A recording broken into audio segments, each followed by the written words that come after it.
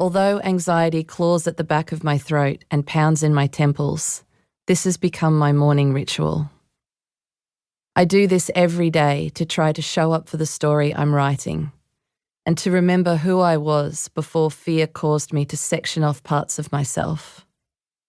I do this to try to call a long-lost part of myself back to me, to remember how much I love making up and writing stories, to conjure the courage that I feel like I don't have, to tell the story burning me up inside, to remember my life in the desert and bring it back to me, there, in England, a decade and half the world away. Sitting at my desk and writing, I feel two forces again, joy and fear. Growing up in the subtropics on Bundjalung country, on the southeast Queensland coast, my ill-informed perception of Australia's desert was that it was eerie and strange, akin to dark woods in northern fairy tales. A place where only dangerous things happened. Backpackers were murdered, dingoes stole children, crocodiles lurked, malevolent, until they were brutalised by Crocodile Dundee, and early European desert explorers met their doom. In 1891, Where Dead Men Lie, a poem about white men in the desert written by Barcroft Boak, was published in the Bulletin magazine. The opening lines are, "Out on the wastes of the Never Never, that's where the dead men lie."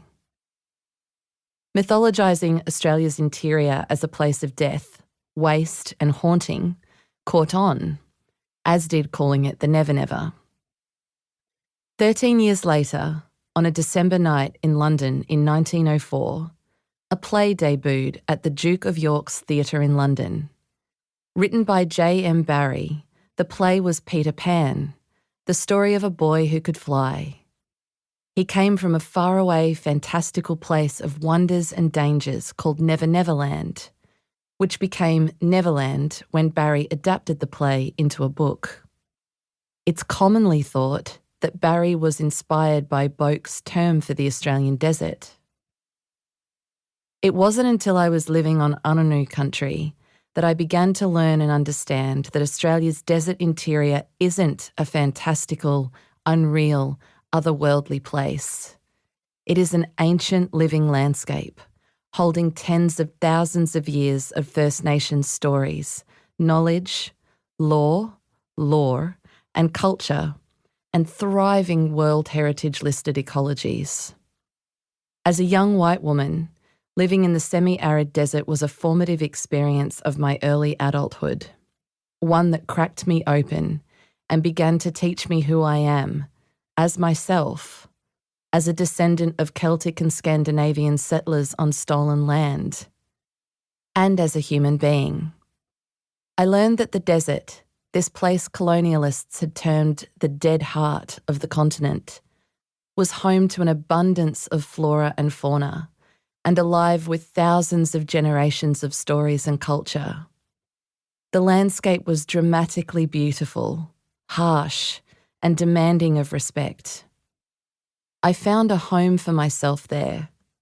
Living in the desert brought together childhood and teenage parts of me that had been lost, searching for somewhere to belong. Every day, I marvelled at the dense stands of Kirkara desert oaks, in varying heights and shapes. I'd learned that their deeply furrowed cork-like bark is fire retardant. They are slow-growing, straight up and down, skinny in their juvenile years but fast to develop a taproot that can reach subsurface water at depths of over 10 metres. Once they have that water supply, they mature and form a large, bushy canopy. As Unanoo friends told me, these trees get fat and happy with a water source. Many Kirkara in the Western Desert are thought to be more than 1,000 years old. I will never forget the awe I felt when I learned that they each start as a seed pod, cracked open by fire, which causes them to germinate and grow. But maybe the most personally affecting thing I learned about Kirkara is that they are part of